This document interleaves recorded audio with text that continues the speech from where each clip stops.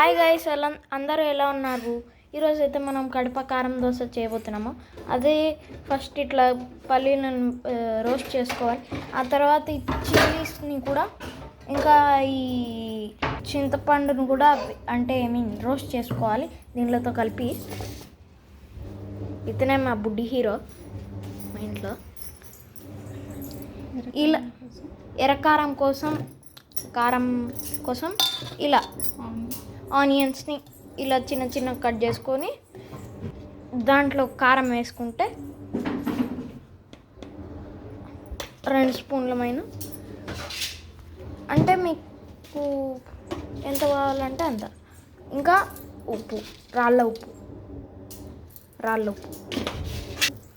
చక్కెర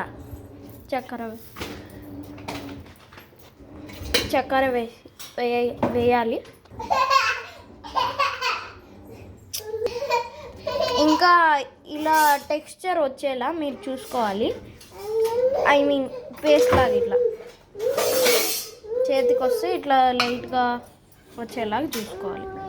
నెక్స్ట్ ఈ పల్లీలు ఫ్రెండ్స్, ఇవన్నీ మిక్సీలోకి షిఫ్ట్ చేద్దాం. ఇలా షిఫ్ట్ చేసుకున్న తర్వాత దీనిలో గ్రైండ్ చేద్దాం. అలాగే కొంచెం రాక్ సాల్ట్, రాళ్ళుప్పు, ఇంకా చక్కెర,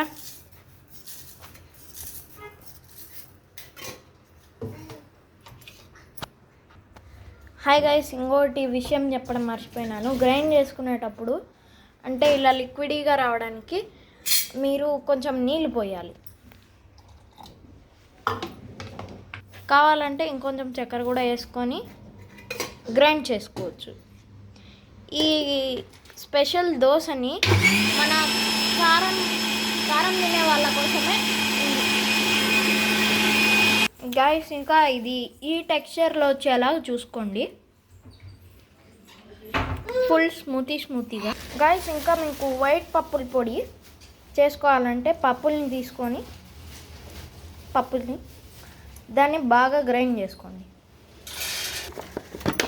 ఇదే అన్నమాట మన వైట్ పౌడరు.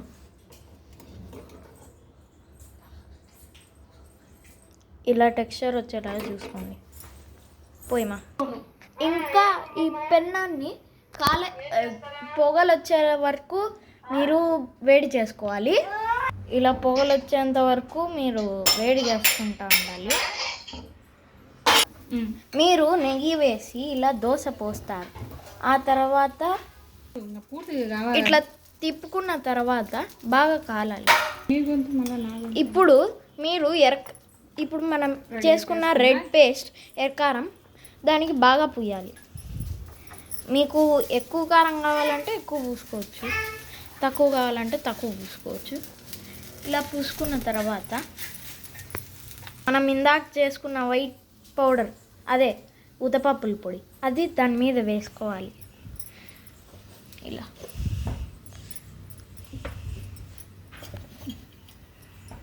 అలాగే ఫ్రెండ్స్, మీరు వెన్నతో తింటే సూపర్గా ఉంటుంది. ఇప్పుడు మన కడప స్పెషల్ ఎర్రకారం దోశ ఫినిష్. అమ్మ, నువ్వు ఒకసారి టేస్ట్ చేసి చూడు, ఎట్లా ఉందో చెప్పు.